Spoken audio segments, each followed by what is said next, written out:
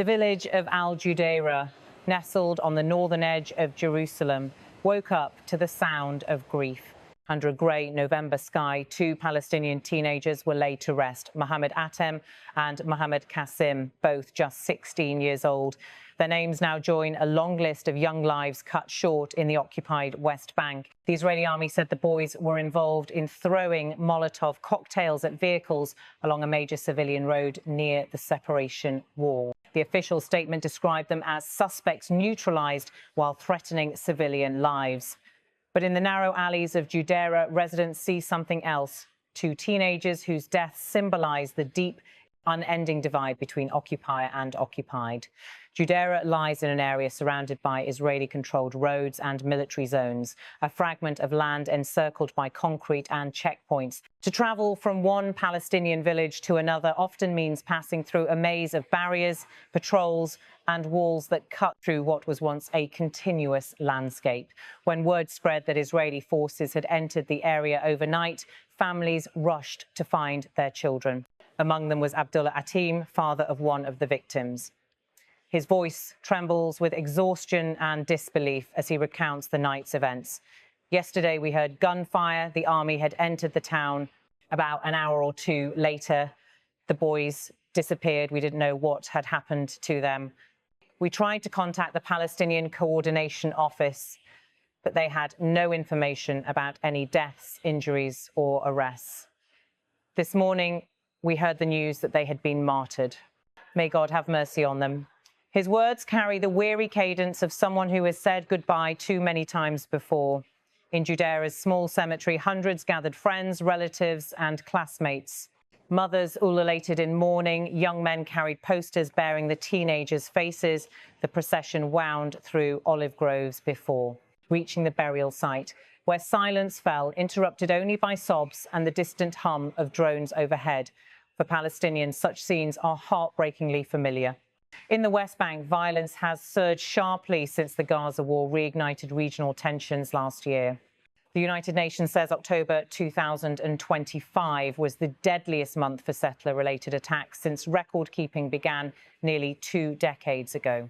Homes torched, olive trees uprooted, families driven from their land, all part of a pattern Palestinians describe as slow, relentless displacement. In nearby Kafr Kadam, protests erupted the following day. The air filled with tear gas canisters and the sharp crack of rubber-coated bullets. Palestinian demonstrators waved flags and shouted slogans demanding an end to settler expansion. "This land is ours," they shouted, "and we will not leave." At the front line stood Hussein Hamada, the mayor of lled, his clothes stained with dust and smoke. His hours declaration was simple yet defiant. "We came to prove that this land is ours, passed down from generation to generation. There is no way we would allow them to seize it. We are staying here. As long as the olive trees remain, we will remain." Those olive trees, some centuries old, have long been the lifeblood of Palestinian villages. They provide sustenance, shade, and identity. But they have also become symbols of endurance, standing scarred amid bulldozed hillsides and expanding settlements. The Israeli military insists its operations are necessary to prevent attacks on civilians, pointing to the deadly incidents that have targeted Israelis in recent months. But for Palestinian communities, every raid deepens resentment. Every killing fuels more anger and despair. In Judayrah, young boys linger near the separation wall, staring at graffiti etched into the concrete. "We still exist." The wall, stretching for hundreds of kilometers, divides families, fields, futures. Officially built for security, it has instead come to embody the physical and emotional fracture of the land itself. Behind the numbers, 2 more deaths, 2 more funerals, lies a generation growing up with little expectation of peace. The classroom photos of Mohamed Atem and Mohamed Qasim now hang beside other portraits of the fallen, a somber gallery of youth extinguished before adulthood.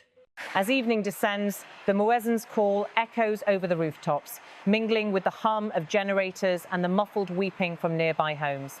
The day ends much as it began, in mourning, uncertainty, and quiet defiance.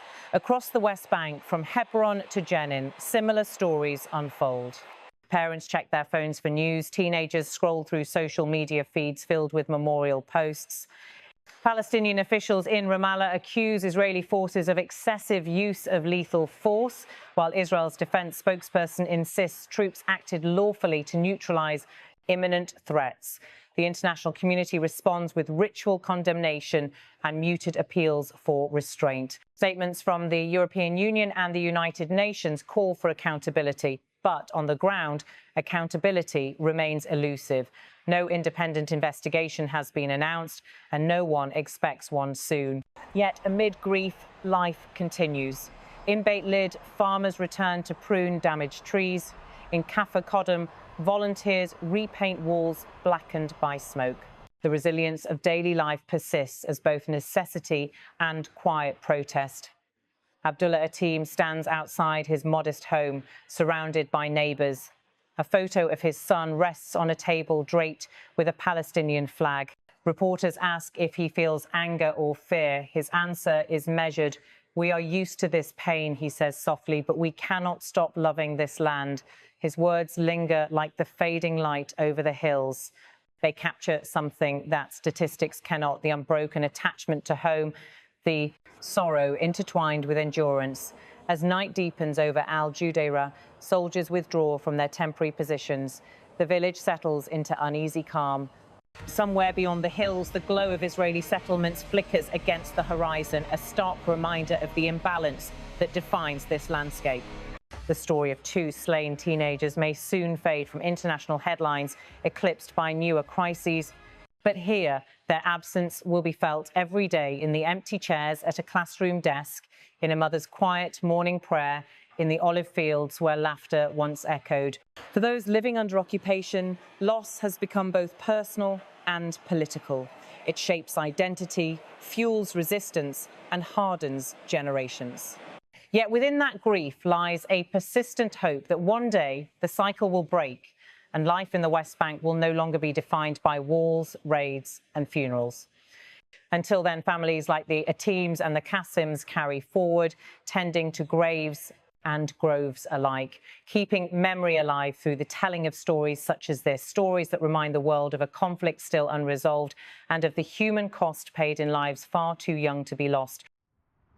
O exército israelense confirmou nesta sexta-feira que matou 2 suspeitos que teriam lançado coquetéis Molotov em direção a uma importante via civil no vilarejo de Judayrah, na Cisjordânia ocupada, na noite anterior. O incidente aconteceu perto do muro de separação com Israel, ao norte de Jerusalém. Embora esteja localizada na Cisjordânia, que Israel ocupa desde 1967, Judayrah está cercada por estradas e terras anexadas por Israel. O Ministério da Saúde palestino, com sede em Ramallah, identificou os 2 indivíduos como Mohamed Atem e Mohamed Qasim, ambos de 16 anos. Na despedida, um clima de muita tristeza. Os pais dos 2 adolescentes pareciam inconsoláveis.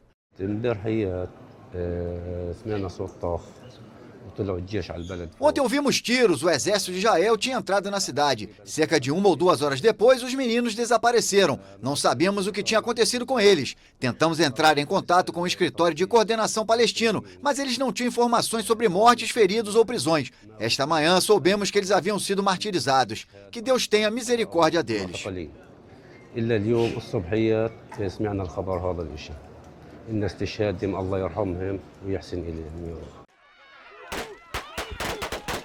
Em Kafr Kodum e Beit Lled, no norte da Cisjordânia, palestinos foram dispersados violentamente pelo exército de Israel enquanto realizavam uma marcha contra colonos israelenses que se apropriam de partes de suas terras.